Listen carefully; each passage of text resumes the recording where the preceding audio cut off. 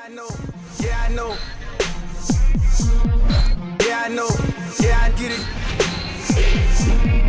Yeah, I know.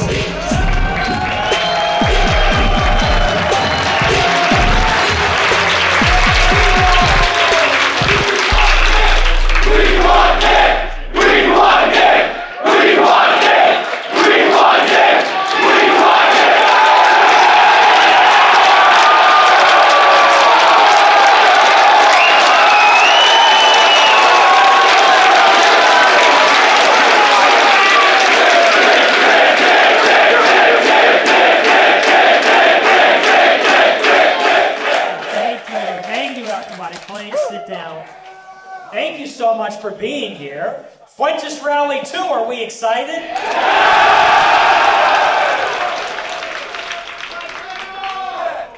We're going to have a lot of fun tonight. I'm going to do things a little bit differently. You know, I always have to decide with these. Do I read a script or do I just do my thing? What do you think?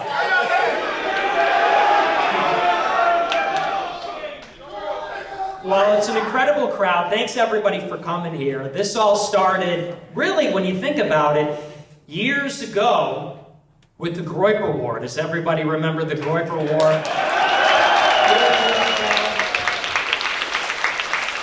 And I say that because we're doing this event right outside of Turning Point SAS.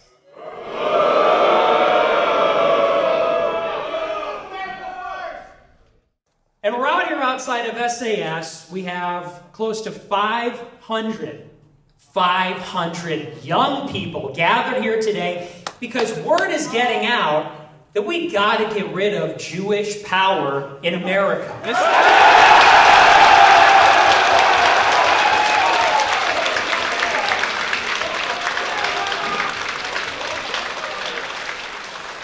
They've done everything they can to stop it. They've censored, they've killed, canceled, blacklisted. But we are here to say that America is not a Jewish nation. America is a Christian nation.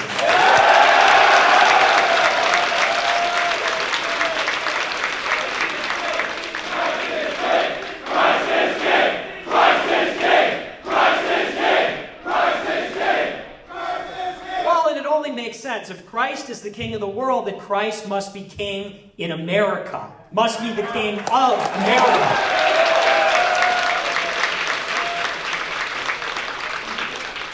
Well, let me ask you this, because I'm actually curious. It's a very young crowd. I was thinking about it. I watched the Turning Point, and they had a pretty good lineup. I'm not going to lie. They had Trump, who I love. What do you think about Trump?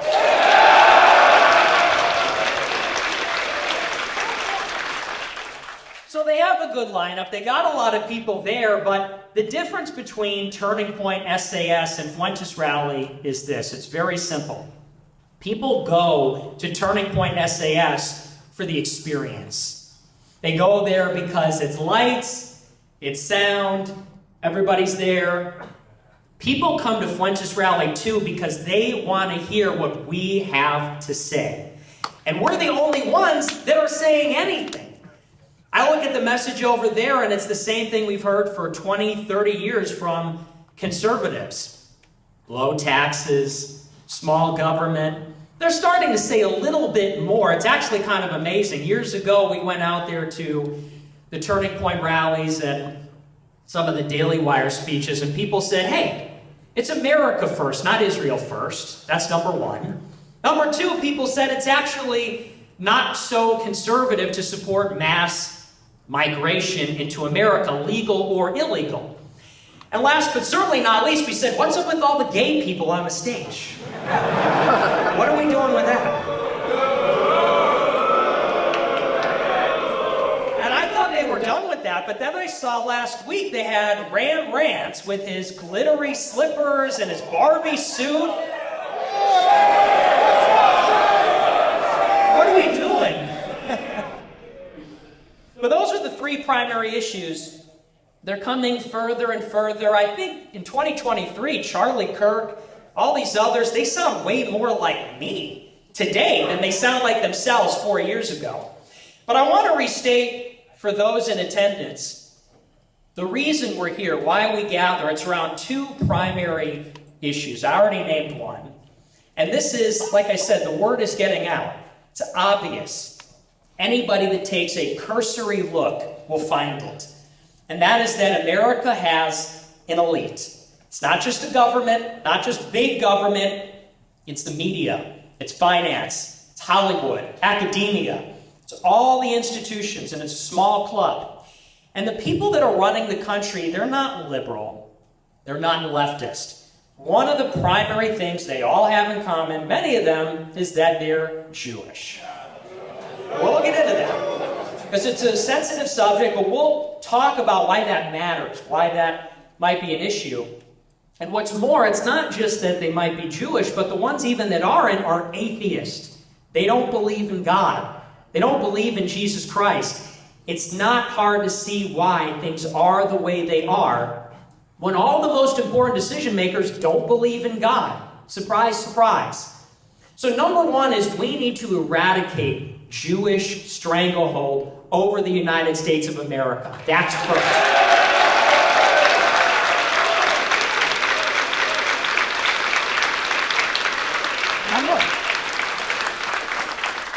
We love everybody, but ideas matter, religion matters. We need Christians running America, not Jews. That's number one. Number two is this, and this is one that I haven't talked about too much. I've been carried away with the other issue, to be honest, for a little while. But number two is something I've been talking about for years, and this is something they're getting more comfortable talking about, and that is that there is a genocide against whites happening in the United States and across the entire world. It's happening.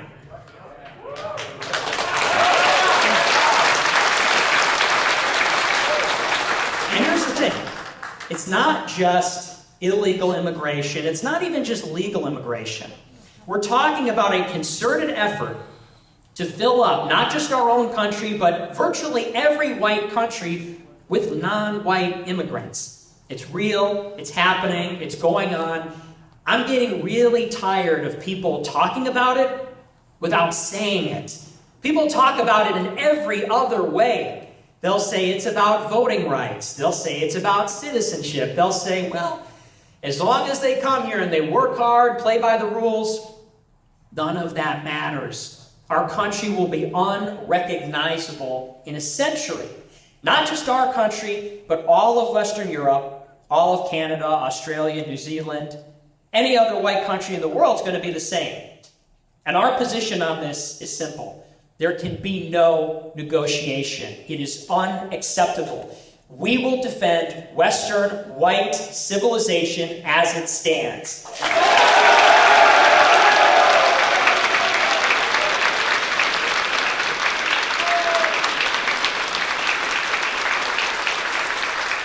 And people talk about a lot of things, but they don't talk about those two issues. People get very uncomfortable. But I'll say it explicitly. It is those two issues. It is the Jewish power in the country. It is the white genocide in the world. Now, and I want to get a quick poll out of the audience, because I would imagine, how many of you guys went to Turning Point USA? Be honest. Raise your hands. How many went to Turning Point? Okay. Seeing quite a few hands, almost like half the room. The reason I ask is simple. We are not fighting a conventional war against Con Inc., against Turning Point USA, against the conservatives. We don't have $50 million from Zionist donors every year to spend on Bang Energy Girls and Ram Rants and the favorite gay black veteran. What's his name again? Rob Smith. Your favorite gay black veteran. Nice. Now here's the thing. We don't have the same resources they do. We're fighting a guerrilla war, but in many ways we've already won, and here's why I say that. We have all day long young Zoomers that watch my show. Guess what? They're the children of politicians, some of the most famous ones you may know. I'm just going to throw that out there. We've got fans of the show. They're children of billionaires, children of leaders in the country, in industry. They also happen to be people that are in Turning Point USA right now. Chapter presidents, in the leadership, in every other organization. Now, how many of you, just a show of hands, are here at Fuentes Rally but believe in the message of Turning Point USA? Is there one person? Not a single person. So it's a pretty clear dynamic. Turning Point USA or Leadership Institute, whatever you want to say, every day, Freudbers who believe in this message, who believe in me, are infiltrating the highest ranks of their leadership. But we're all here today 100% ideologically aligned. This is a revolution. This is what I'm talking about.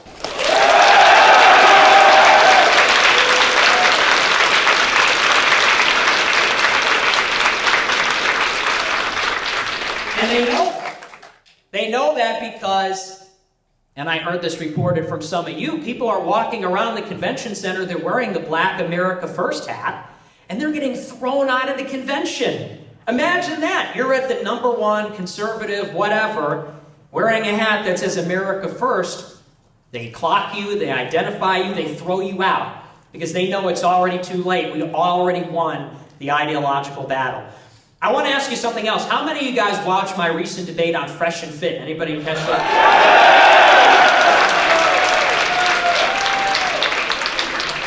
This is what I'm talking about. See, I want to tell you a story about that night because I talked about it a little bit on Telegram. I didn't even get to tell the whole story. So picture this. As you know, I'm banned from YouTube, I'm banned from Twitch, I'm banned from every social media. Sometimes I get to go on a show, somebody else's show that's already on YouTube, and I get to say my message. That's what I have left. That's all I got, because I'm banned from YouTube. So I go, and we're out there in Miami. Stico, who's in attendance, is there, by the way. Stico, everybody know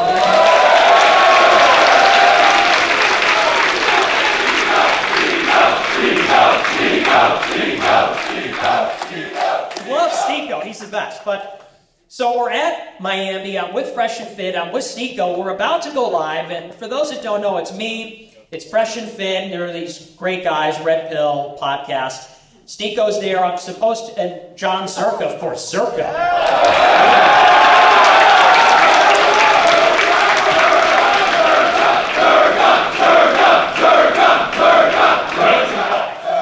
So we're with them, and we're supposed to debate Stephen Bennell about the Jewish question.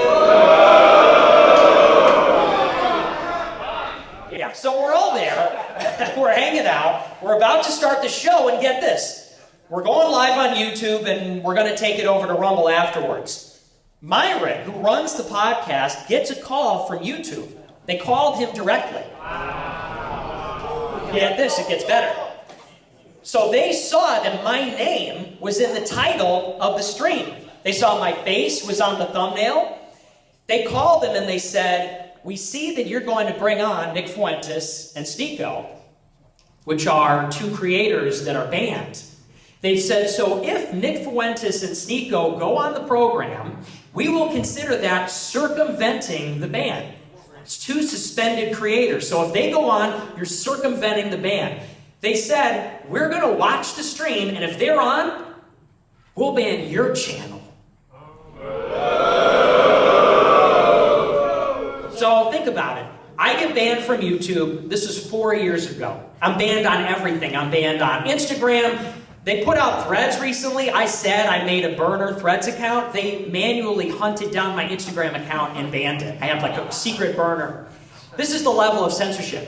I'm banned from YouTube, I'm banned from Instagram, everything known to man. I go on somebody else's channel, and the YouTube leadership calls them and says, if he goes on the stream, we'll ban you too. That's the level of censorship with these ideas. And yet, in spite of it all, the show went on, I did the debate, I debated the left's #1 guy, Stephen Bennell, on the #1 issue, and I beat the shit out of him.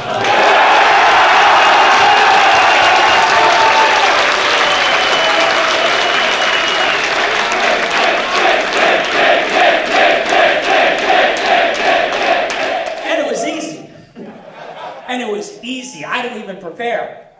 We had 100,000 people watching live. It's one of the biggest streams Rumble ever did. We got 4 million views across all the videos in the collaboration. And here's the point. They have tried so hard. As you know, if you follow my show, if you followed my story over the last 5 years, they've done everything in their power. Not just the censorship, it's the blacklisting, it's the slander, the personal attacks, the doxing, the swatting, the debanking, the no-fly list, the subpoena, you name it, they've done it all. And yet we still show up. I've shown up for 4 years as the #1 dissident in the United States of America.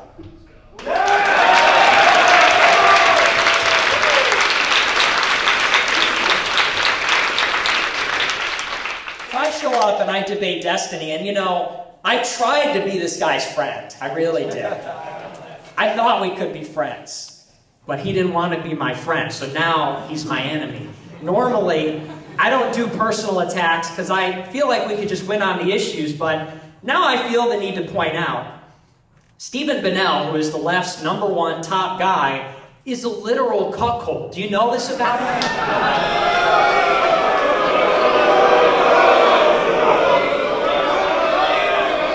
And he has no shame either. He has no shame about it. Everybody attacks him about it. It just rolls right off him like rain. He doesn't even care that his wife is going out there and having sex with other men. I'm going on the stream and I'm beating him down, proving that Jews run the country, and his wife is kissing some guy, having sex with him somewhere else.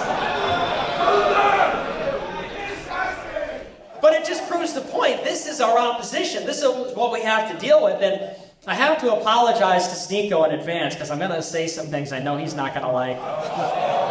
Not about him, but about a couple of his friends, the Tate brothers. I liked them for a long time. I did. I was very positive, but then they attacked me first. So now we have to take the gloves off a little bit. But Sneeko always defends them, so I don't want to throw him under the bus here. So Destiny, as you know, he's a cuck. His wife sleeps with other men. And by the way, the wife is a pig. Gross. Disgusting. Gross. Slut. And you know what? She's always hitting on me. She hits on Sneeko. She hits on Zerka. She's the promiscuous. She's the floozy. She's the town whore.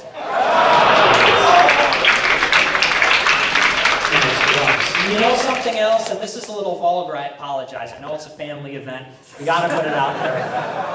Sneeko and Zerka, they want to be nice to her because she's got a pretty face. I'll give her, she's got a pretty face. But when Leafy exposed her nudes... Yes. Do we love Leafy, by the way? The best.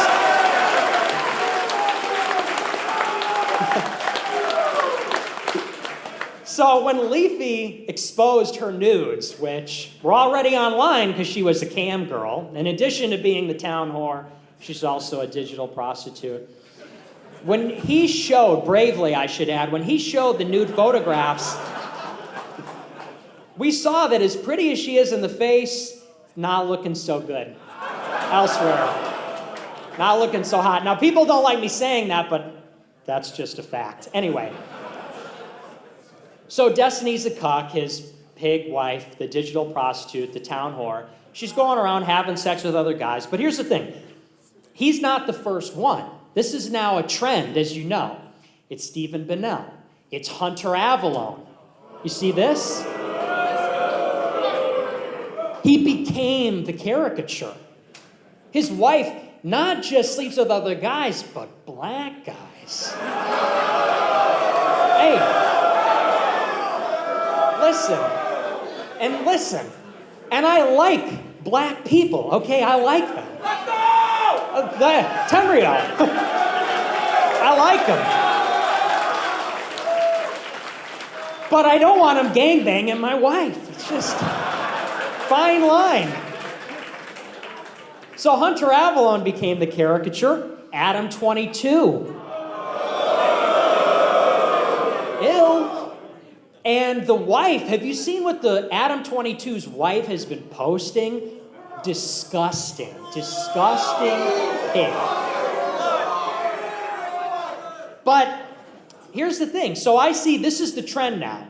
Stephen Bennell, Hunter Avlone, Adam 22. This is the trend. This is the thing that they're all doing. All the left-wing men are getting cucked out by other guys. But it didn't start with them. It actually started much earlier. You may remember I did a stream about this and it was a little bit different. I would contend it started with iDubbbz.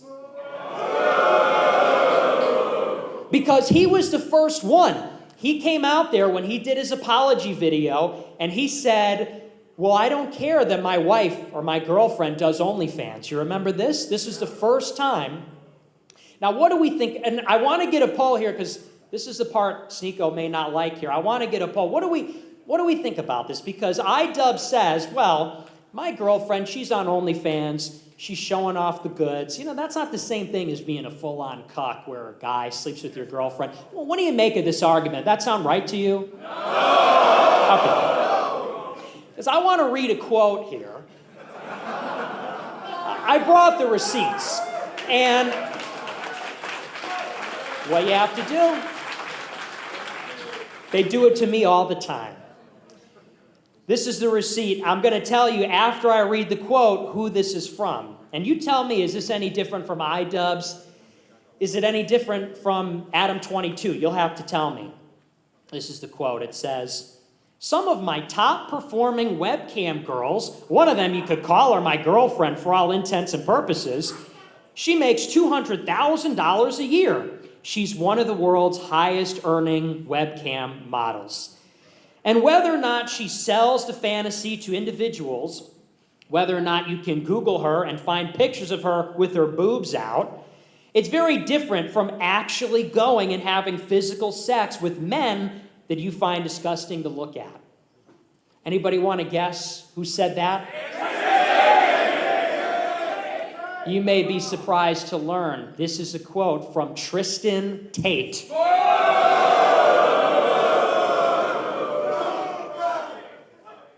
How is that any different? Riddle me that. How is that any different from iDubbbz? How is that different from Stephen Bennell? How is it different from Adam 22? It's the exact same thing. He's a rich guy. He's got a lot of money. You can afford a girlfriend, a beautiful girlfriend who's not a webcam model, but yet this is something that they like, I think. This is something, it's not just a matter of convenience. In other words, this is all they could get. This is part of their lifestyle. It's something they're into. And this is, by the way, one of the most famous, one of the most influential people in the world, at least second to the brother. But I got a little quote here from the brother, Andrew Tate. And he says this, and this is about the interview he did with Tucker Carlson. It's a little rewind. He said, quote, so yeah, CobraTate.com, I have my PhD program, that's Pimp and Hose degree, and that's kind of funny, actually. It's actually funny. It's not funny, it's gross. It sickens me. He says, that's the Pimp and Hose degree, and it teaches basically how I got girls, how I met girls, how I got girls to like me, fall in love with me, and to work on a webcam for me. Wait a second. I thought he claimed to be innocent on the basis that, you know, these were the real girlfriends. He doesn't make money off of it. Sounds like guilty to me, based off that quote. And I think, regardless of what you think about the Tate investigation, here's my thoughts on this. I wanted to read that and expose it, and I'll elaborate in a moment here. Here's my thoughts on those brothers and this phenomenon that's happened over the last year. I think they're funny. I agree with them about women. I think that you do have to treat women kind of badly, actually, in a certain way. I think that men should be proud of themselves. They should earn respect. They should be strong. They should get a skill, all that. And I'm sure this investigation is totally political. Romania is a NATO country. There's a massive U.S. embassy there. Was there pressure exerted? Absolutely. And I think it's a matrix attack. That being said, they're in the business of digital prostitution. That's their business. That's how they made their fortune. And so you can spin it however you want. You can like what they say. You can think they're funny. The laws should be rewritten. If the laws don't condemn them to jail, they should be changed so they are. Andrew and Tristan Tate should be put in jail for making porn.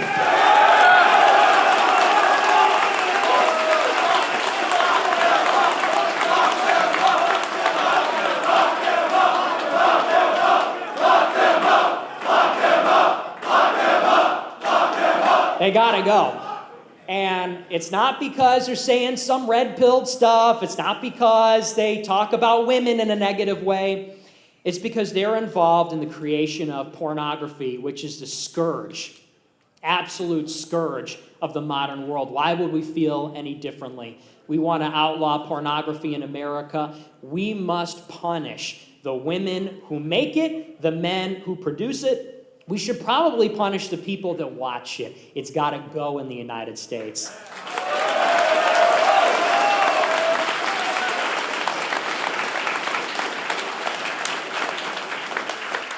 But I want to say something a little bit more, because they've taken the world by storm for a reason. And there is, I think, there's my movement, which is very political, and we talk about politics and about the elites, and we talk about what's happening with immigration. And I understand the appeal of Andrew and Tristan Tate. I understand the appeal of the self-help content. I think it's actually a good message. People should go out there and work on themselves. They should work out. They should exercise. They should go and read books and develop themselves so that they can be men. But here's the difference. Self-improvement is not an end in itself. We improve ourselves to glorify God, not to glorify ourselves. I'm working on myself. Thank you.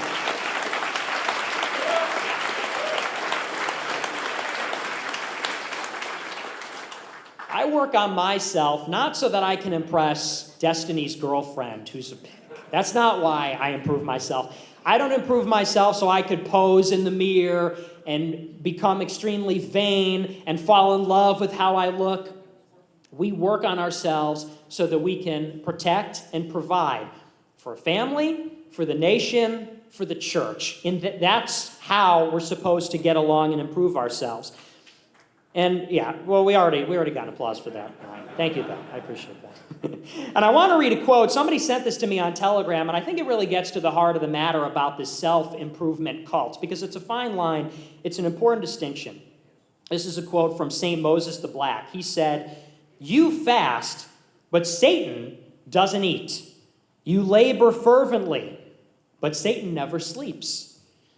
The only dimension with which you can outperform the devil is by acquiring humility, because Satan has no humility."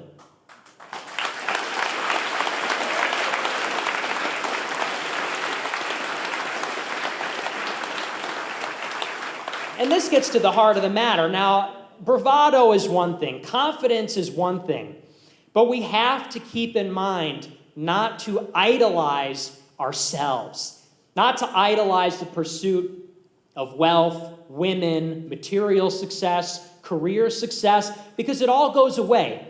And this is a little talk I gave on Fresh and Fit on Wednesday. And it was an interesting group because I'm with like strippers and OnlyFans stars, and this is not like a receptive audience for this kind of a message. But I said on the Fresh and Fit show, because I have people there that agree with me on a lot of the political issues. I think they disagree with me, though, on the spiritual stuff. I said this: when it comes to what young men have to do and why they have to do it, the wealth, the money, the girls, the career, all of that is secondary. That's not the primary objective. And the reason why is because all those things you're not going to take with you when you die, when you go to heaven. The life that we live here on this planet is fleeting. It's temporary. And so much of the modern world is built up to distract us from that. And it's funny because I hear all the time, people are vaguely aware of this. They're aware of the constant, overwhelming stimulation, the constant, and you can look at young people today. They have AirPods in all the time, blasting music. They have their phone in their face all the time, flashing lights. Have to be going somewhere, have to be doing something, have to be talking, have to go to the party, have to smoke weed, take pills, drink alcohol. It is important that people, when all of that is finished, whatever it is that you do, go home and look in the mirror. Go home and look at your reflection. Look into your eyes in the mirror and realize you will die one day. It's the only thing that's certain. As sure as I'm here right now looking at you, as sure as you're here now looking at me, and we're all here together sharing this moment, we're already dead. It's already a certainty. Locked and loaded, you're gone. Take a long, hard look at a graveyard. Take a long, hard look at the skulls we saw in the intro video or behind me, because that's going to be you one day. I think so much of the modern world is about distracting people from that reality. Don't look in the mirror. Don't look into your mortal eyes. Don't look at the graveyard. Don't look at the skull. But people have to look eventually. It happens when they get older. It happens when they're reminded by their deteriorating mind, by their body, by the fact they see other people dropping around them like flies. This is a lesson people need to learn now. And when you think about it in this way, when you think about the fact, memento mori, you will die one day, it focuses you, it clarifies things. The primary objective, the first priority, before the women, before becoming a high-value man, before getting a car, before career and money, is this: fear God first.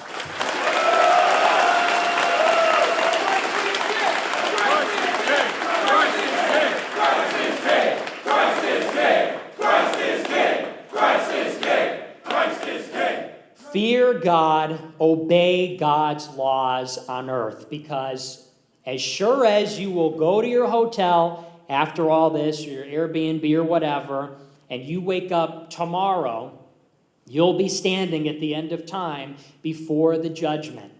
And there's no running, and there's no hiding.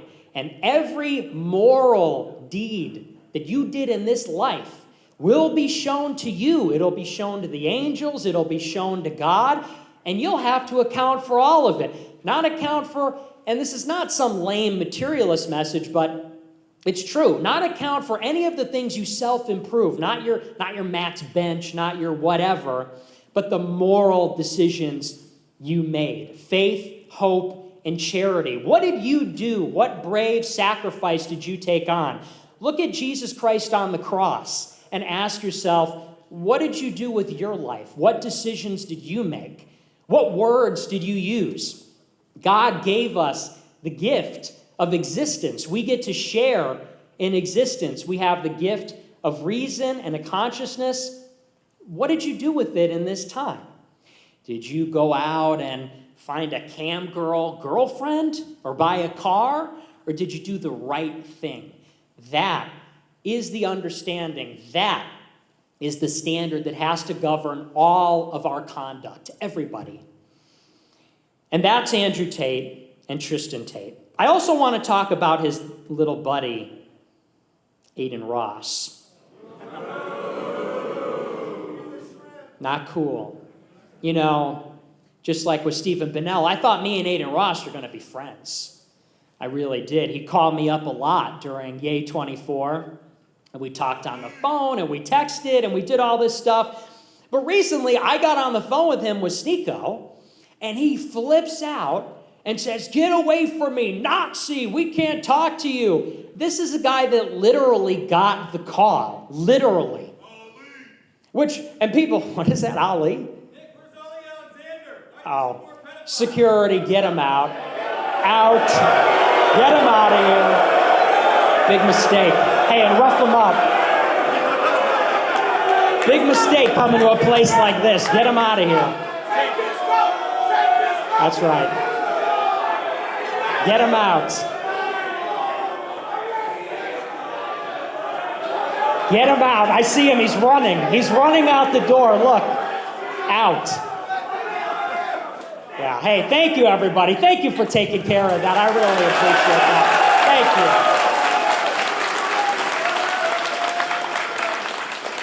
Thank you. Big mistake. Don't try that at a place like this. Watch what happens next. That's not a threat. Take care of him, but don't give him his coat. Anyway, so Aiden Ross, I thought this guy was going to be my friend, and he texts me and he calls me and all this, and like I said, he literally got the call. He's trying to do collaborations with Drake and all these rappers and all these people, and he literally got a call saying, hey, bro, you can't talk to Nick Fuentes. As long as you're talking to Nazis, you can't do these big collaborations. The reason I want to hone in on him is this. At the same time that you've got this, in my opinion, self-help cult going on, which is self-idolization and all the rest, you've got the promotion of, on every one of these platforms, nothing but sin. I'm on my show, I'm on Rumble, I'm on Cozy TV, I do a show about politics, and there's a lot of good people making content, Fresh and Fit. They're talking about the truth. Sneako's out there, Zerka, others. Aiden Ross promotes nothing but gambling, pornography, filth, degeneracy. He also, by the way, and I know maybe you see this coming, he does happen to be Jewish at the same time. It's relevant. But you know something? It was interesting because he was always asking me, when we were talking during Yay 24 back in November, he was always telling me, but come on, Nick, I mean, why can't we all just come together as religious people? Jews, Christians, and Muslims, we're all people that believe in love. Why can't we all just come together? And this is the reason why. I'm about to tell you because I get this question a lot, and I hinted at it at the beginning of the speech. Why is it? Because this is an issue we talk about all the time, and it's something that, like I said, it's very sensitive. People don't want to hear it. What is the difference? Well, I'm about to explain it for Aiden Ross. I'm about to explain it for everybody. The difference is simple. We, in this room, except for we have, I think, one Muslim, at least one Muslim, but almost everybody else in this room, we are Christian. So what we believe is that Jesus Christ is the Son of God. He died on the cross, was resurrected so that he could save the world, save all of us from our fallen, sinful nature. That's the message.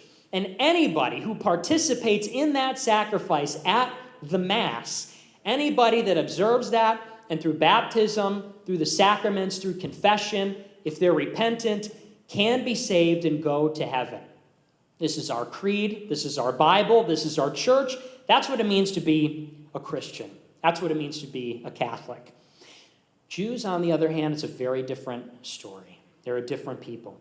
Everybody thinks that they believe in the Torah. They look at Christians, they see we're the sequel, they're the prequel. We're the New Testament, they're the Old Testament.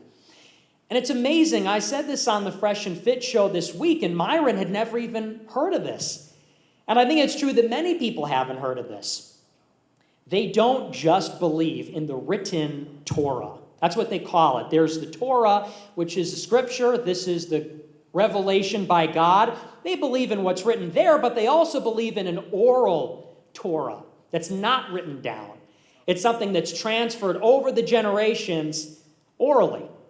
That is until it was written down in the Babylonian Talmud in the beginning of the first millennium. And I want to just read you a few quotes from this Jewish Talmud. And in case you don't know, this is the holy book, their number one holy book, which they have believed in for thousands of years. This is the basis of Talmudic rabbinical Judaism. This is how they interpret the 613 commandments that are laid out in the written Torah. This is their application by the rabbis over thousands of years. And up until just recently, they all believe this, despite their maybe being atheist Jews today. These are a handful of selected quotes. Even the best of the Gentiles should be killed. This is the Talmud. All children of the Gentiles are animals. Gentiles are not human, they're beasts. A Jew may violate but not marry a non-Jewish girl. I think that means they can rape. So they can rape our women, just can't marry them. Gentile women are in a state of filth from the time they're born. If a Gentile hits a Jew, he must be killed. But when a Jew murders a Gentile, there will be no death penalty. So it's a little double standard. They kill us, no problem. We kill them or hit them, you die instantly. Those are the rules. And then this is the best part, because I know they'll come in and clarify, and a lot of them want to run interference. They say, no, you just don't understand. That's not actually what it means. You're just interpreting it wrong. That's what they always say. But this is the last part, and this is my favorite part. It says this: Jews may use lies to circumvent the Gentiles. So, so I don't think we could take their word for it, really. It says it right here. That is what is in their holy book. Now, keep in mind, and I said this at the top of the speech, these are the people, this is the weight of a 3,000-year tradition for the people that are disproportionately represented in the government, in media, in finance, in banking, in Hollywood. Do you think that's a problem? Do you think it might be a problem that the people that are running your banks, that are making the movies your children watch, that are making the curriculum in college that the lawyers study, that the justices on the Supreme Court study, that the politicians study, that the people in the State Department, do you think it's a problem that they believe that all Christians must die? It's a big problem. It's a huge problem. And the only reason nobody is talking about it is because they're afraid. That's it. Because anybody that takes a look will find out very quickly this is the reality of the United States of America in the 21st century. This is the reality of the world. We live in a Christian world. We have to have Christian leaders. If you have people that are running the country that hate Jesus Christ, obviously, it's not going to work. You're going to have big problems. And that leads me to a little bit of a difficult subject, a little controversial. What did you all think of Yay 24 back in November? Teflon. What did you think about when he said he loves Hitler on InfoWars? Was that awesome?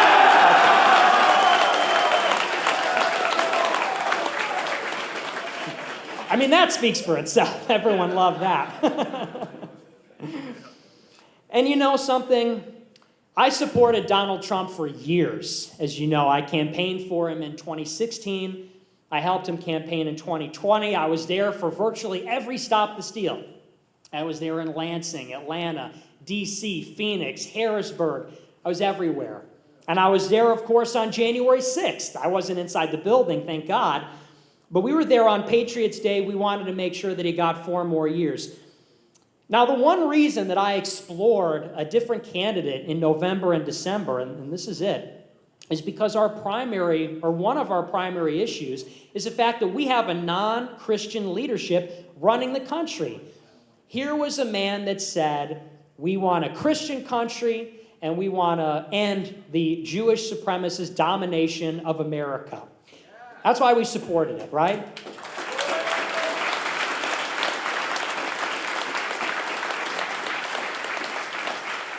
And I supported it for a long time, and I tried to make it work. As you know, it was a long time, November, December, and it fell apart a little bit in December. Tried to get it off the ground again in the latter half of the year. And I don't know what the future is, but I want to say this unequivocally. I followed Ye because I follow God. But when I saw him put the cross on his wife's butt, did you see that? I had to draw a line.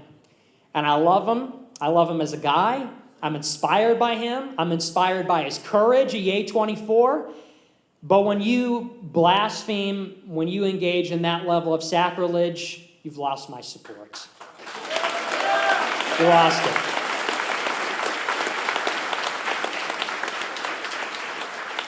And you know something else? I mean, we had some policy conversations in the spring, and we drafted some memos and things, and he told me that we're moving away from the message about Jewish power. He said, I think we made our point, and I think it's basically smoothed over, and we're good, and we could go back to talking about the architecture. And I want to say, yay, all due respect. I love you, you're my hero. I didn't sign up for Yay 24 because of the fucking dome-shaped houses. Okay. I'm just going to tell you. I signed up because he wanted to call his album Hitler. That's why I signed up. That was the main reason. And I want to invite Sneeko up on stage because I know that he was involved in Yay 24. Why don't you come over here and tell us a little bit about your experiences? He's a guest. Come on up here.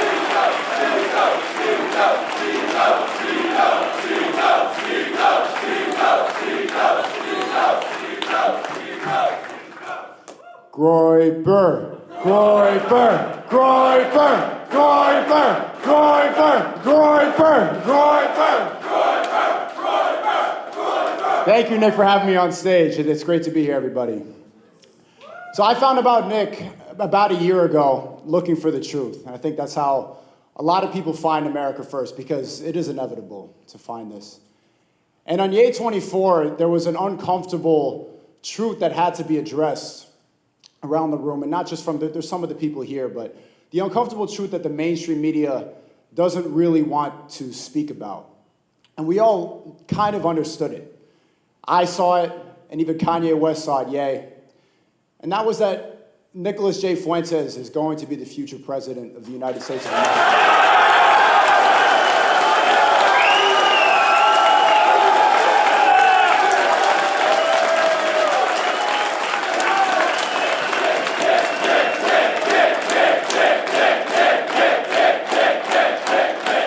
The strongest leader of the conservative youth. You can feel the energy in the room. It won't happen soon. It's going to happen eventually, but America First is inevitable. And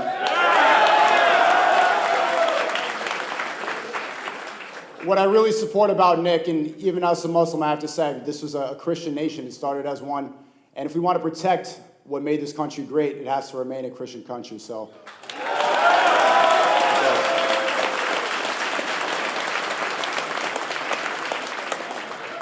So thank you, Nick, and Christ is King.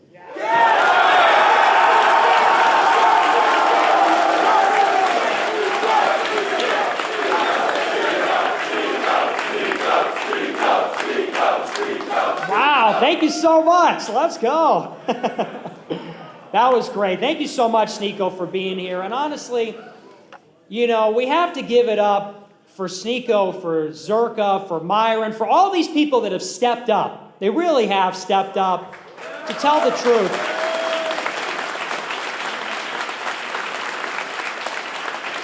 And, very few people realize how hard it is. This is a tremendous personal sacrifice and professional sacrifice that everybody that associates with me has to go through. People that are my friends, people that are nice to me, people that appear on a stream with me, people that agree with me. And it's like we talked about earlier, it's not just a censorship on me. They spread it around, and they punish anybody who joins up with this movement. So just another round of applause for Sneeko and for everybody that stepped up. God bless.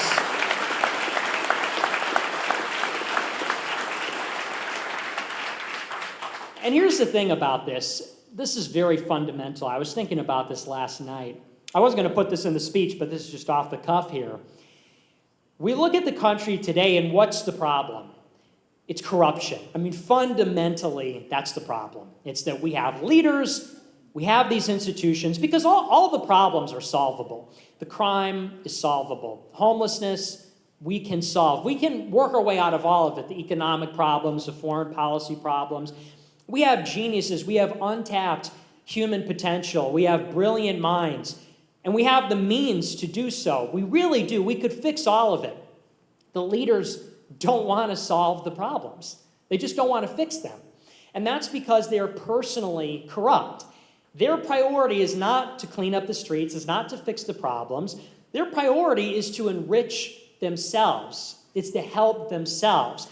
And so to put it very simply, in a very reduced way, we have leaders with tremendous responsibility, is the key word, but that have no integrity.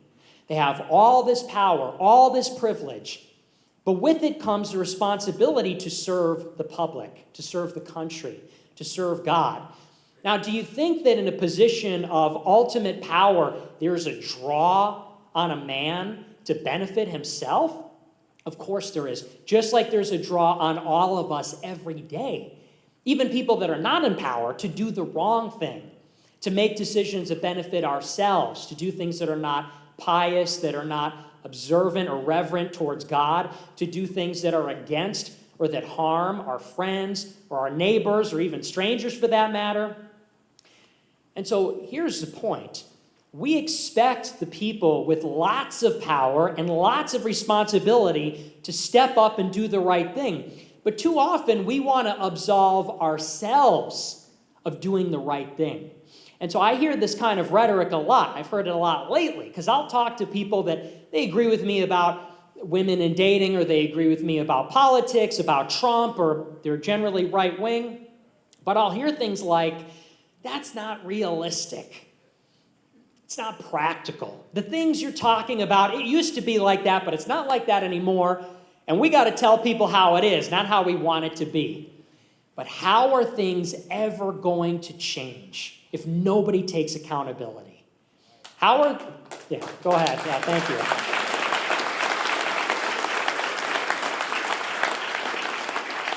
How are things going to change if nobody has integrity? If we can't have integrity, how can we expect the leaders to have integrity? And that's not to say that we should blame ourselves, because the leadership of the country has brought us to this point, but they've done it with our complicity. They really have done it with our full consent. And that's the problem. So the change starts with everybody in this room. It's not enough to say, and I actually agree, that was the criticism by Tristan Tate. He said, you want to talk about Jews, Jews, Jews, but you hang out in the basement, you don't do anything. And there is some truth in that. I don't think that accurately describes this movement. But the truth is this: if you're not willing to live by your code when nobody else is looking, then you can forget about it. And you could forget about making the leadership live by that, or anybody else for that matter. It starts with you. It starts with everyone in this room.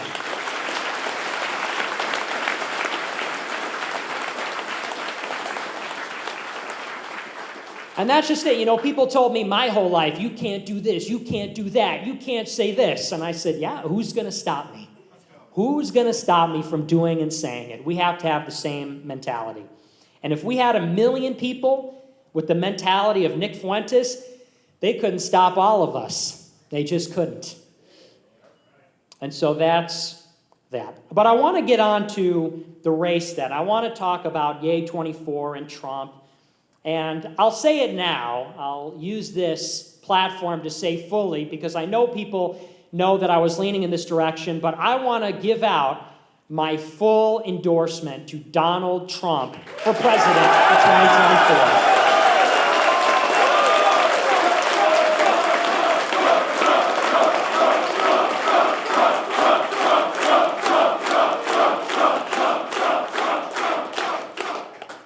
And I think we all knew that was inevitable, that it was going to be Trump.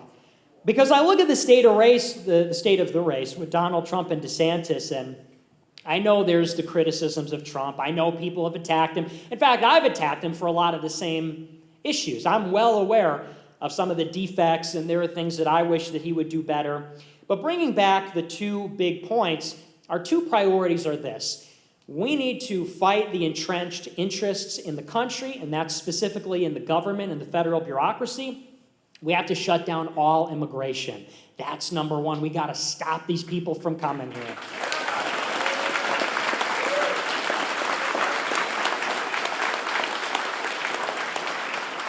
And Trump is the only one who's going to do that. Ron DeSantis, for whatever you can say about Trump, the one thing that nobody can take away from him is he did not start a single new war in the Middle East. First one. And people can say, he moved the embassy, and they can say that he made some other moves I think that we're not fond of. He kissed the wall, yeah. Hey, you know who didn't kiss the wall? Joe Biden. I'm just gonna... Well, and actually that's an interesting point because somebody brought that up and I didn't believe it. Do you know this? So Donald Trump kissed the Wailing Wall in Israel. Ron DeSantis kissed the Wailing Wall in Israel. Barack Obama, George Bush, they all kissed the Wailing Wall. I looked up Joe Biden, and I would challenge anybody, there's not one picture of him kissing the Wailing Wall. There's not one. He didn't do it. But this is an important point because if you go to these other conservative places and you hear this trash about, President Butterbeans, isn't that what Marjorie Greene says? President Butterbeans, Joe...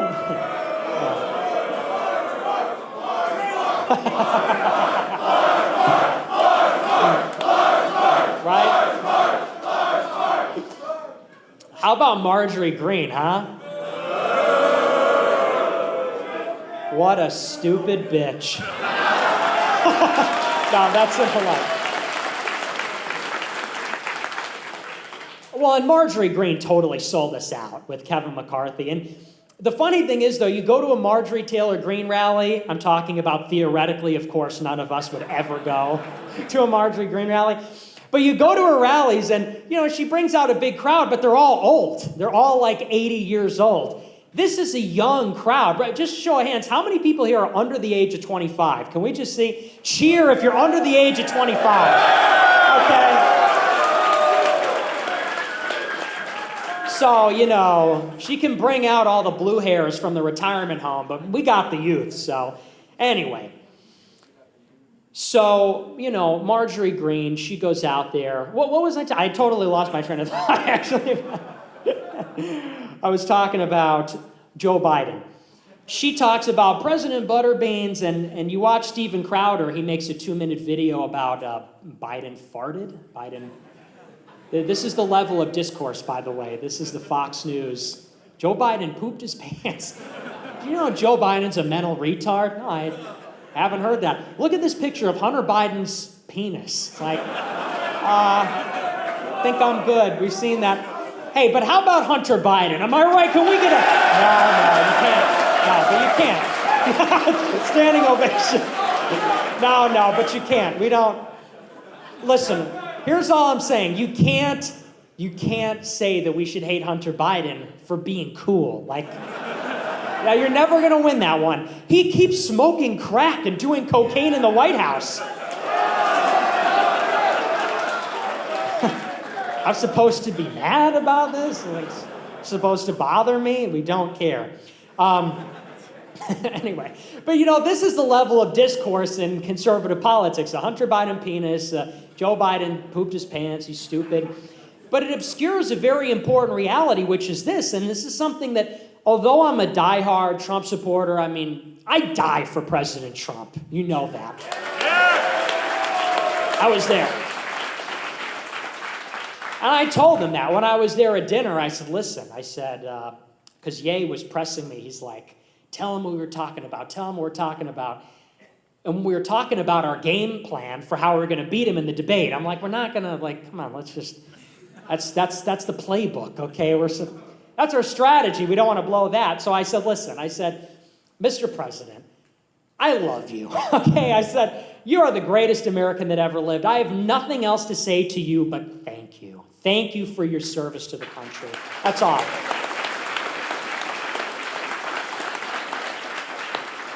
But that being said, although I'm a loyalist, although I'll be with them until the end, when we have this constant partisan refrain, which is red good, blue bad, hold the line, vote in the Senate runoff, vote for Kevin McCarthy's majority, McCarthy has to be the speaker, the Democrats are terrible, Joe Biden sucks. If Donald Trump were president during this crisis in Israel right now, we would wish that he wasn't.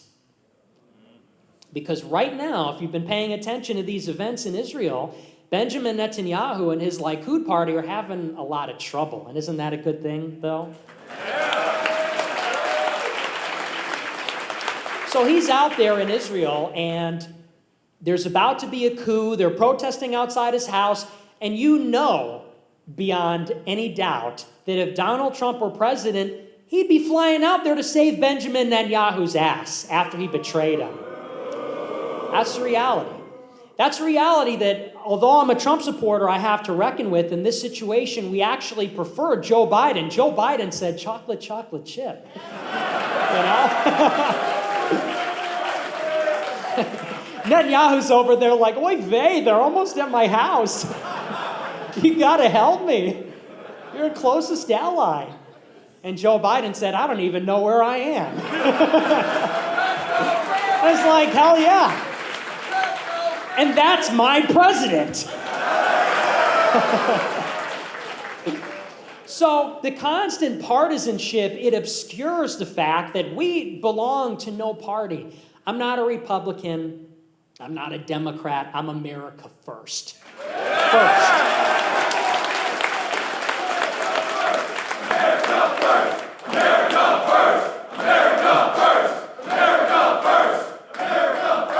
And if that's Trump, then it's Trump. But if in this narrow case, if it's Biden, then you know what? We're riding with Biden in this case.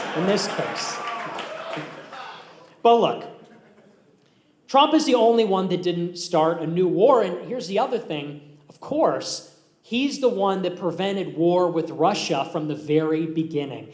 And once again, because it is now a tradition, can we get a round of applause for Russia?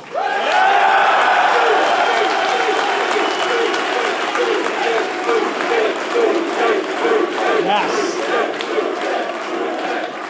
Okay, Russia did nothing wrong. Russia is right. No one else will say this. I'm like the only one who will say this. Everybody else will say, we got to audit the foreign aid. I don't agree with the war. Russia shouldn't have invaded. They warned us. They said for 15 years, Ukraine will never join NATO. But we pushed, and I shouldn't say we because it's not even us. It's these maniacs in the State Department. It's these maniacs in the Pentagon. They pushed and they pushed. They want us to fight their war and die for the Black Sea. I'm not fighting for the Black Sea. I'll fight for Tenrio, my black friend.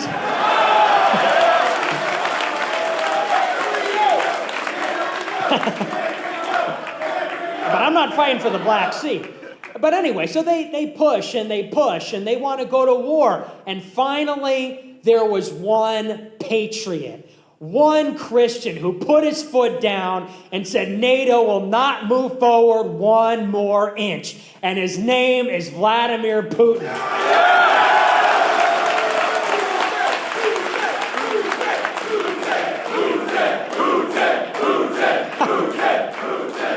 I'm going to get in so much trouble for that, man. Like, you have no idea.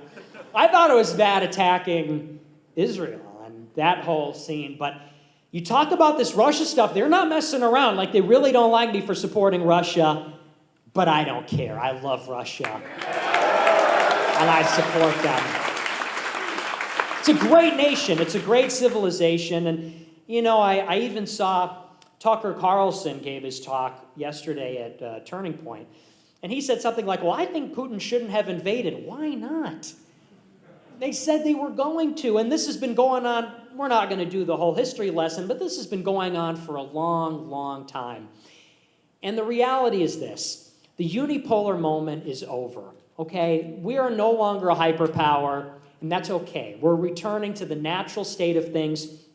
And it's not to say that I don't want to put America first. I do. It's not to say that I don't want America's interests to be defended in the world. But Russia and China are not our enemies. Rivals, competitors, maybe it's adversarial, but they're not enemies. These are people. And they've been around for a lot longer than we have, actually. Russia's been around for 1,000 years. China's been around for 3,000 years. We want to dominate them with foreign policy. We want to beat them in trade. We want to beat them to the moon or to Mars. But we do not want to eradicate these people, obviously. Everybody knows that. We don't want to eradicate them. They're not our enemies, and we certainly don't want to go to war with either of them. And Donald Trump is the only president that will ensure no war with Russia, no war with China. That's the biggest thing.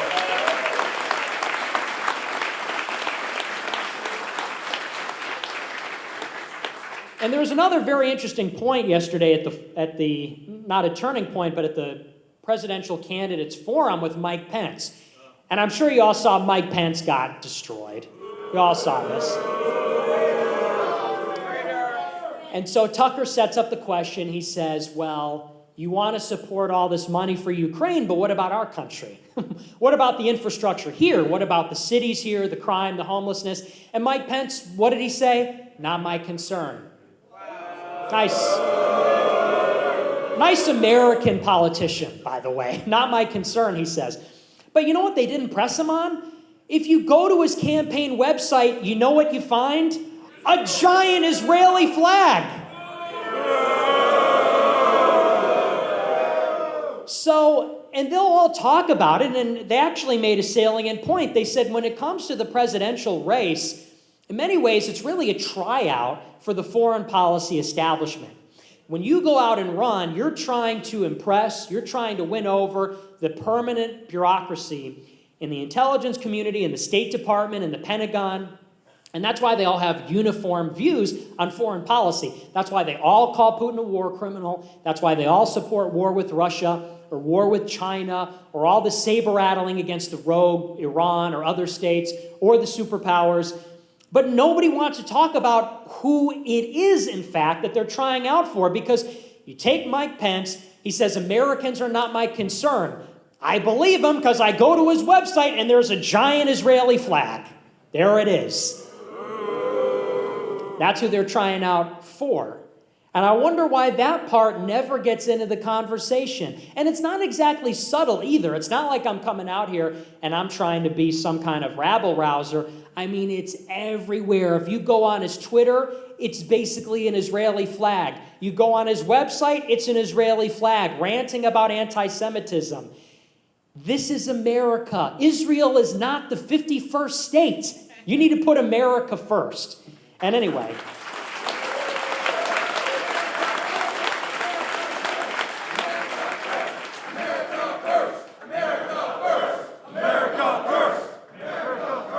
And so, anyway, so that's Trump and foreign wars and Mike Pence. That's an angle that they'll never talk about. That's the primary reason I support him. But secondarily, it's about immigration. And I was so amazed to hear, this is what really got my support back. Donald Trump announced a week ago that if he gets elected again, he's bringing back the travel ban even bigger than the first time. Which... you know, it clarifies things when you look at what's happening in France, because France is now experiencing a revolution by immigrants, essentially. And it was amazing because I saw there was some liberal journalist defending what's going on in France. Everybody's looking at it and they're saying, obviously, this is a revolt by the foreign hordes. These are all Muslim immigrants from Algeria, from North Africa that have been brought in over the last few generations. And so this is a clash of civilizations. Liberals say, no, it's not a clash of civilizations, because almost all of the people rioting are second or third generation immigrants, they say. And it's like, yeah, that's the problem. And so as a consequence, when you look at what's happening in the United States, it's not altogether different. People are pouring in illegally, legally, and they're having kids. They're having lots of kids. They all feel very strongly about our country, about our people, about our culture. And newsflash, the next time it's a George Floyd, the next Nahel, like it is in France, guess who it's going to be looting, burning, rioting, tearing up the cities? It's going to be the second and third generation of immigrants. That's why they have to go now. That's why they have to go today.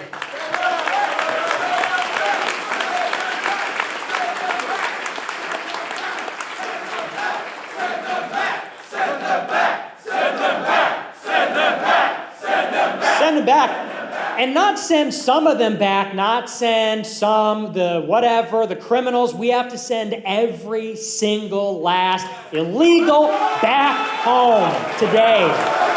Gotta go. Every single one, and it could be a great thing. How many of you would volunteer to deport all these people? And that was an option. Everybody, I would too.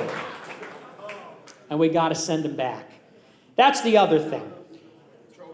And we didn't touch on this too much, but this is the number one reality in the world today, which nobody talks about. It's the most significant thing happening in the world, which is that Western white civilization, which is a civilization that gave us the modern world.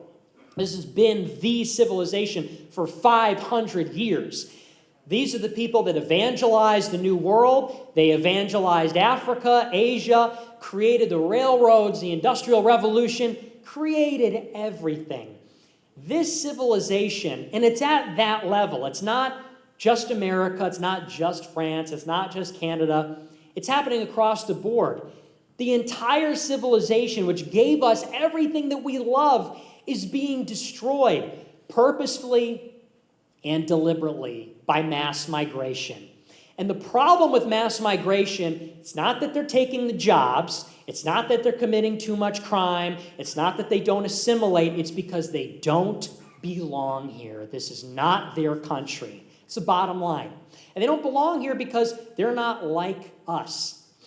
We can have some immigration. You can bring in probably 50,000, 100,000 people. It wouldn't make a big difference. We're bringing in 7 million illegal immigrants in just Joe Biden's first term alone. 7 million. We're getting to the point where whites will be less than 25% of the population by the end of the century. That's not immigration. That's not an immigration program. That's an invasion. That is a straight-up population replacement, and it's happening at a racial level. And it's not difficult to see the significance. You can go out to the places in America where this is happening. You go out to Los Angeles. You go out to San Francisco, New York City. This is a crystal ball. This is a look into the future. You want multiracialism. You want multiculturalism, cosmopolitanism, diversity. Go to San Francisco with a nice car. Let me know how that works out for you. Go to the south side of Chicago on Memorial Day weekend in the middle of the night on a Saturday. See how that goes for you. And it even gets to something deeper, which is this. What's happening is a public problem. And what I mean by that is everybody likes to say, so what? Touch grass, go outside, not a big deal. Don't ruin your career talking about these things. These are things that cannot be, the things that are being destroyed cannot be replaced easily. These are not things that you can go out and get. You can make a lot of money. You will never be able to buy a beautiful downtown in the middle of your city. You'll never be able to replace timeless artifacts, traditions, institutions. And these are the things that make our civilization worth preserving. Our civilization, the way it is now, will never produce another Mozart, another Rembrandt. It will never produce more great art, philosophers, scientists, geniuses. You can buy a plastic car, you can buy a Tesla, you can buy a nice condo. It doesn't replace these things. It's a public problem, and it's happening at a civilizational level. So therefore, it would follow that this requires a public solution at the civilizational level. There is no substitute. There is no alternative. We have to take over the government and send all these people back. That's it. That's all you can do.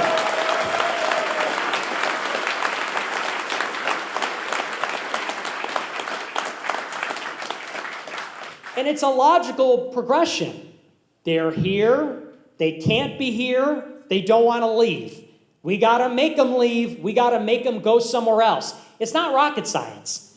People just don't want to say it out loud. People just don't want to articulate exactly what it is that's happening. But we hear all kinds of other ways of describing it. It's called immigration. They talk about a merit-based system or things like that. And that brings me to one of my last points here, which is about the reality of race. People say, well, is it about culture? Is it about assimilation? Is it about these things? Can we have a merit-based system and leave it at that? A colorblind meritocracy, everybody can come in. And the answer is no. We have that now, basically, and it's not working. We have some affirmative action. We have some programs that are meant to redistribute. But basically, if you work hard and if you have a lot of talents, you get ahead. If you're not white, it's a little bit easier for you if you're the same aptitude, the same skill level, the same work ethic. We have that colorblind meritocracy. The fact of the matter is, though, that will never erode the divisions and the lines between the groups. There is a persistent, chronic disparity between the white people in the country and the non-white people. There's a persistent, chronic disparity on a global level. It's not just in the United States.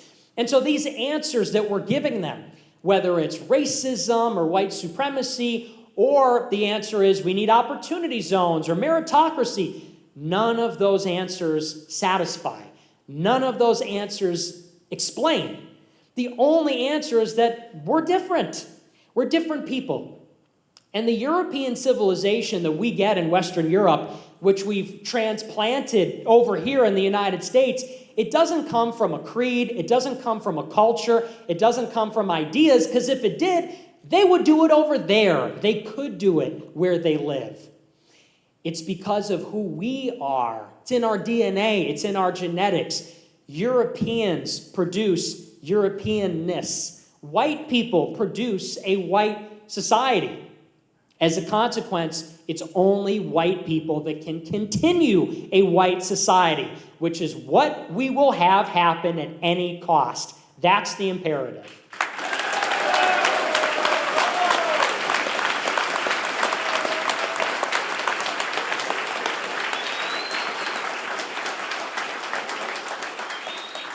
So it's really simple. And a lot of people, I want to take the chance to defend myself a little, because I know people are going to watch the speech and they're going to interpret it a certain way. They'll say, well, this is racist, this is anti-Semitic, this is Nazi this or that or the other.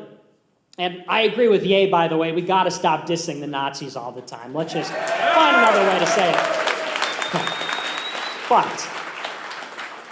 But I do want to say this. It's a very, very simple and common sense program, which is the following. All we want is Christians running the government. That's how you get a Christian society. It's simple. We need Christians in charge. We need Christians making the laws. People say, what are you going to do with people that aren't Christian? What? I don't know. Leave them alone?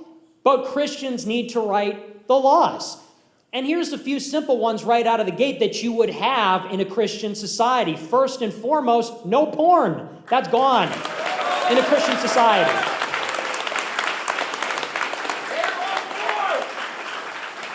It's just something you'd never have. Here's another thing. No propaganda about homosexuality and transsexuality. It's wrong. It's got to go.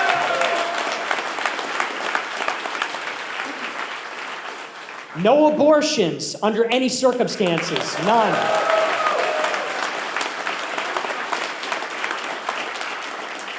You would have laws in place that make sure and encourage young men and women to get married, stay married, and have kids.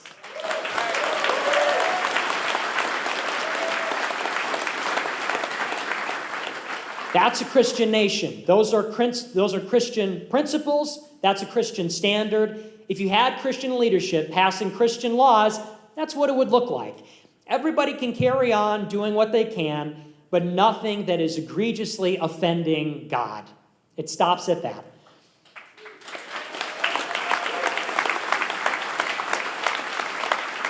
And then as a matter of race, when it comes to race in America, like every other country, has always had racial minorities. Always have them. China has a small racial minority. Russia has a racial minority. Other countries do. And that's fine that we have one. We've already and always had a black minority with a distinct culture and a distinct history in America. We've had Hispanics like me. And you've had Asians like Sneeko and others. You're always going to have a minority in America. It's never going to be uniform. But we are going to ensure that America is a majority white nation forever.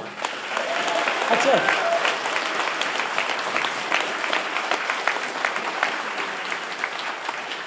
And how do you do that? You know, people say, so what are you going to do? Throw everybody out? Well, a lot of people, yeah. I mean, we're going to throw out all the illegal immigrants, but let's start with this. We've got millions of people coming across the border every single year for the last 30 years. End all immigration. It's called an immigration moratorium. Build a giant wall, build whatever you have to.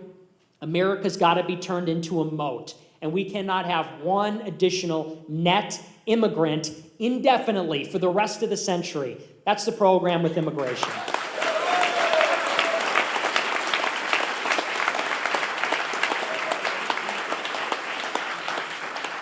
Because you know what? As it turns out, if you just shut off the spigot of immigration that is coming in here all the time, whites may never become a minority in America. Doesn't that tell you something? Everybody likes to say that's a conspiracy theory. You're a right-wing nut job. You're a racist. You're a white nationalist. If it wasn't for mass immigration, which is by design, we would never have this problem. And why should America not be a majority white nation? Who does that benefit? Who is that good for? Imagine a country... Okay, yeah, actually. Someone said Jews. That's the correct answer, actually. I was looking for that. But it doesn't benefit Americans. It doesn't benefit white Americans. It doesn't benefit non-white Americans. And that's only going to become a reality if you have this continued massive immigration. Let's just stop it. Let's just kick the people out and let's just end the immigration. This is a just and reasonable platform. It's not crazy. It's not racist. It's not hateful. It's not even fringe. It's based on two principles. America must come first. We've got leaders that run America. They have to put the interest of American citizens before anybody else. That's principle number one. Principle number two is that Jesus Christ is king. Jesus Christ...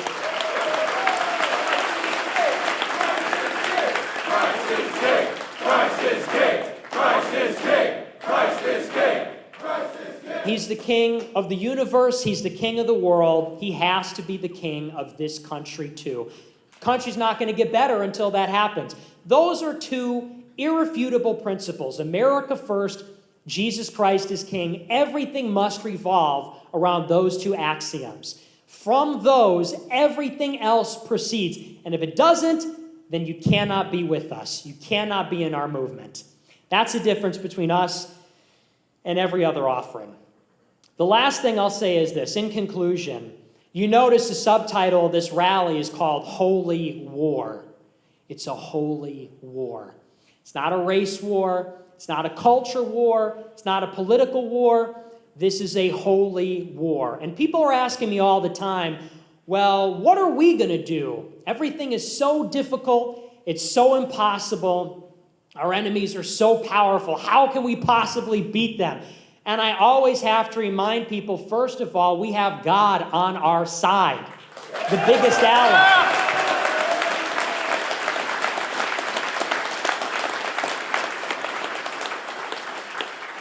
And so it's simple. We're not soldiers for the Republican Party. We're not soldiers for the conservatives. We're soldiers for God. We practice that every day. You need to pray when you wake up. You need to pray before you eat.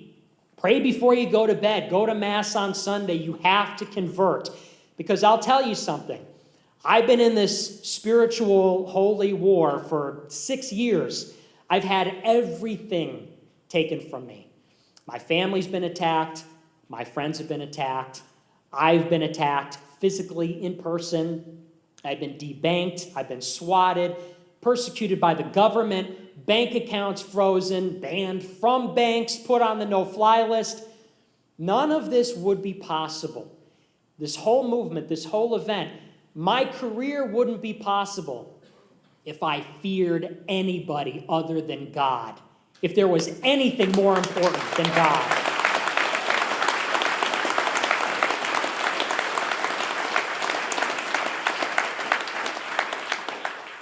So that's what all of you have to do. That's what we all have to do every day, is to steel ourselves and strengthen ourselves spiritually, because this is how you'll be tested. You look at the Bible, the apostles, St. Peter denied Jesus. Judas betrayed Jesus. You think they weren't like people like you and me? You think they were so different? They saw Jesus. They saw him perform miracles. And they still crumbled under the pressure in some cases. What does that tell you? It tells you that the devil will tempt you on the things that you are weak on. He will tempt you on the things that you're tempted by, the things that you like. So if you're not strengthened spiritually, if you're not a strong person, I cannot be associated with you anymore, because you are not strong enough to participate. The spirituality, the connection to Jesus has to come first. You have to get right with God before anything else. That's number one. Number two is this. We all have these beliefs, but you know the consequences for believing them and for talking about them. I actually don't encourage you to go out there and tell everybody in mixed company, don't come home to your parents and say, hey, Mom, Dad, guess who runs America? Let's not do that, okay? Because someone says, boo. Maybe you can. It depends on if your parents are cool. I came home from college. I told my parents, I said, Mom, Dad, you will never guess what never happened. Like I just found out about it. You won't believe it. It never happened. And they were like, who raised you? I'm like, Mom, relax, okay? What, are you Jewish or something? Just calm down. It's not that big of a... Isn't it weird? So I worked on them, and now, they still don't really believe in it because they're boomers, but that's okay. Anyway, here's the thing. You got to play it close to the vest. Never lie. Never disavow. Never lie about our beliefs. But our mission, and I'm saying it here just like I said at AFPAC 3 and Fuentes Rally 1, is this. We want a Christian future in our lifetimes. That's what we're building. Slowly but surely, piece by piece. It is not unrealistic that in 10, 15, 20 years, we have 10,000 hard-hitting groypers in every corridor of power in America.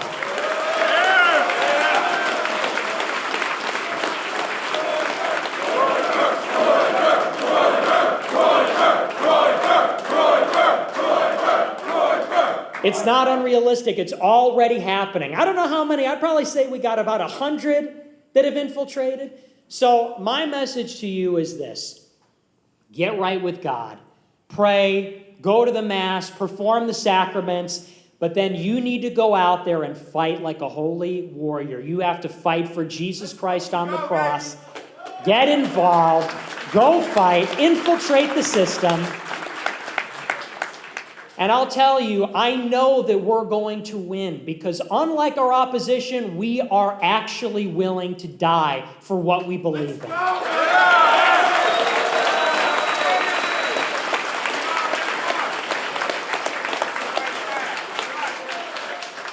Thing is, though, we're not going to. We're in a holy war, and I will tell you this. Because we're willing to die in the holy war, we will make them die in the holy war.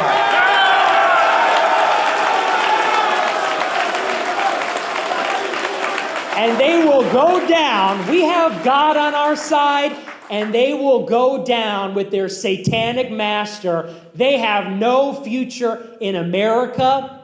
The enemies of Christ have no future in this world. Thank you. God bless you. Good night. Thank you.